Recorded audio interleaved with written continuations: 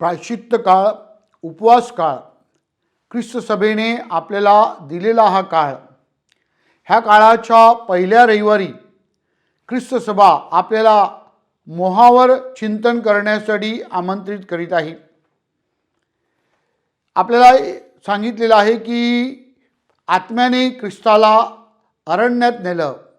The spirit led Jesus into the desert. हा वाळवंट किंवा अरण्य जे आहे हे जणू काही या उपवास काळाचं प्रतीक आहे. ह्यामध्ये आपल्याला आपल्या अध्यात्माचा शोध घेण्यासाठी आमंत्रित करण्यात येत आहे. ज्याप्रमाणे बाप्तिस्माच्या वेळी पवित्र आत्मा हा प्रभू येशू ख्रिस्तावर उतरला, आता तोच आत्मा त्याला अरण्यामध्ये घेऊन जात आहे आणि जणू काही त्याची पूर्वतयारी करत आहे. ह्या अरण्यामध्ये प्रभू येशू ख्रिस्ताला 3 मोहांना सामोरे जावं लागलं.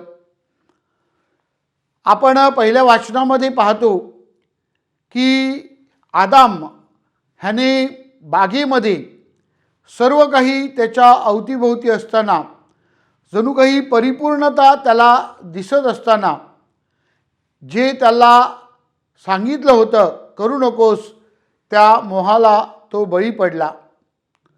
इथे आपण पाहतो की अरण्यामध्ये, डेझर्टमध्ये, जिथे काही नाही अशा वाळवंटामध्ये प्रभू येशू ख्रिस्त मोहाला बळी पडत नाही, तर तो मोहावर विजय मिळवतो.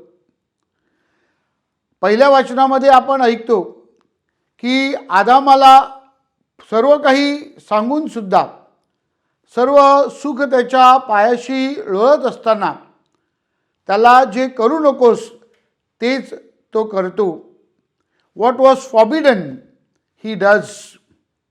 आणि शुभवर्तमानामध्ये जणू काही आपण पाहतो की प्रभू येशू ख्रिस्त हा 40 दिवस उपवासी होता. त्याची मूलभूत भूक होती, गरज, शारीरिक गरज होती.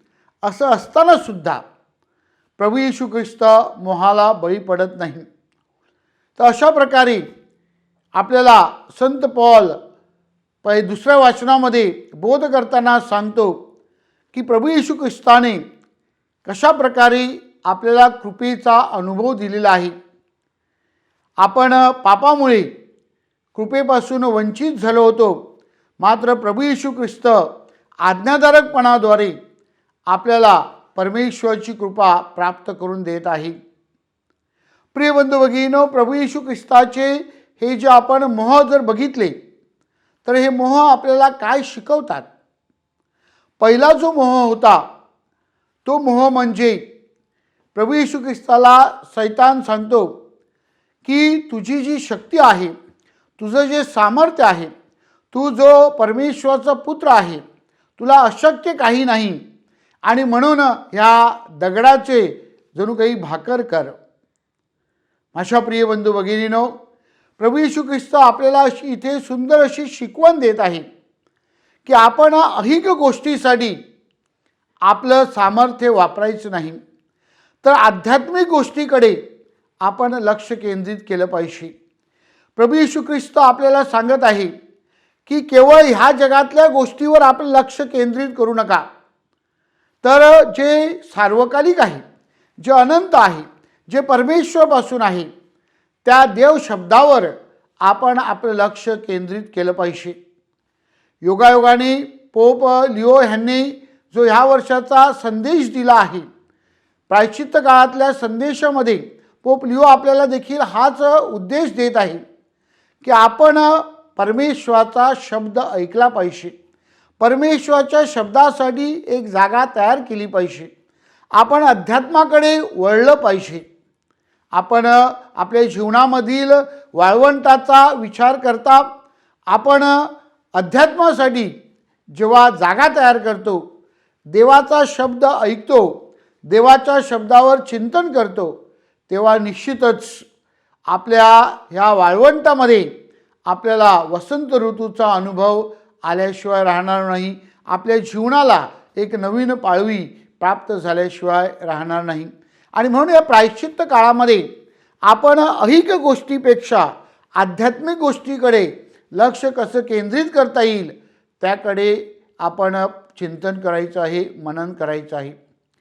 दुसरा मोह प्रभू येशू ख्रिस्ताला जो पडला होता किंवा जो ज्याला सामोरे जावं लागलं तो म्हणजे सैतान प्रभू येशू ख्रिस्ताला परमेश्वराची परीक्षा पाहण्यासाठी सांगतो. आणि प्रभू येशू ख्रिस्त आपल्याला सुंदररित्या बोध करत आहे की आपण देवाची परीक्षा कधी पाहायची नाही. विशेष करून आपल्या प्रार्थनेच्या प्रसंगामध्ये आपण हा उद्देश लक्षात ठेवायचा आहे. आपण जेव्हा प्रार्थना करतो तेव्हा बऱ्याचशा वेळेला आपल्याला वाटतं की परमेश्वराने माझं ऐकलं पाहिजे, परमेश्वराने माझ्या इच्छेप्रमाणे केलं पाहिजे. कधी कधी आपण परमेश्वराला जाब विचारतो. अशा प्रसंगामध्ये प्रभू येशू ख्रिस्त दुसऱ्या मोहाद्वारे आपल्याला आठवण करून देतो की आपण परमेश्वराला आपल्या मर्जीप्रमाणे वागण्यासाठी न सांगता आपण परमेश्वराच्या इच्छेप्रमाणे वागण्याचा प्रयत्न केला पाहिजे. आणि म्हणून परमेश्वराची जी योजना आहे, परमेश्वराची जी इच्छा आहे, परमेश्वर ज्या प्रकारे आपल्याला मार्गदर्शन करतो त्याचा आपण जेव्हा स्वीकार करायला तयार होतो आणि देवाच्या इच्छेला प्राधान्य देतो तेव्हा निश्चितच आपण आपल्या जीवनातील जे वाळवंट आहे त्या वाळवंटामधून प्रवास करून आपण जे ओएसिस आहे म्हणजेच दुधामधाची जी नगरी आहे तशा प्रकारचा अनुभव आपण घेऊ शकतो. आणि म्हणून आपण परमेश्वराच्या इच्छेनुसार आपलं जीवन जगतो की नाही ह्यावर आपण या प्रायश्चित्त काळामध्ये चिंतन केलं पाहिजे, आपण मनन केलं पाहिजे. प्रिय बंधू भगिनीनो, प्रभू येशू ख्रिस्ताला तिसरा जो मोह आला त्या मोहामध्ये सैतान त्याला सांगतो की जे काही तुला हवं आहे ते सगळं मी तुला देईन, तुला मी सगळं देईन, फक्त माझ्या पाया पड. म्हणजेच अगदी सहजरित्या तुला सगळं प्राप्त होऊ शकतं. इथे प्रभू येशू ख्रिस्त आपल्याला एक फार मोठी शिकवण देत आहे. प्रभू येशू ख्रिस्त आपल्याला सांगतो की in order to experience resurrection we have to go through the pain of cross. पुनरुत्थानाच्या अनुभवासाठी दुःखाच्या, वेदनेच्या, क्रूसाच्या यातना क्रमप्राप्त आहे.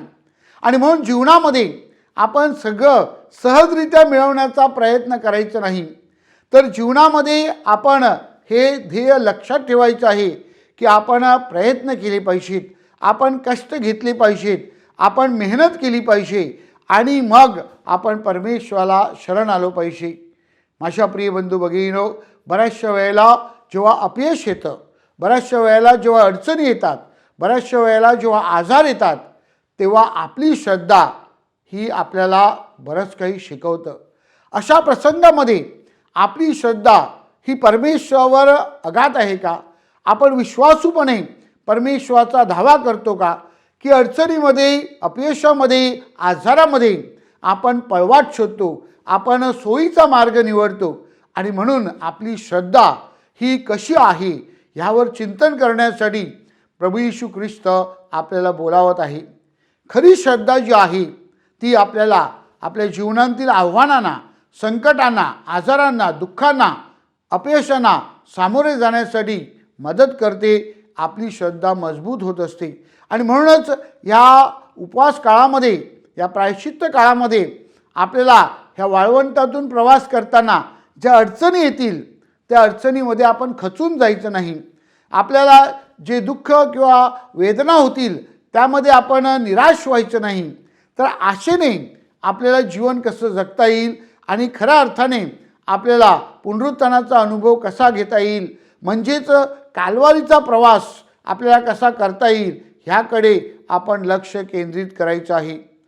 दुःख, वेदना, आजार, अपयश हे आपल्या मानवी जीवनाचे भाग आहेत.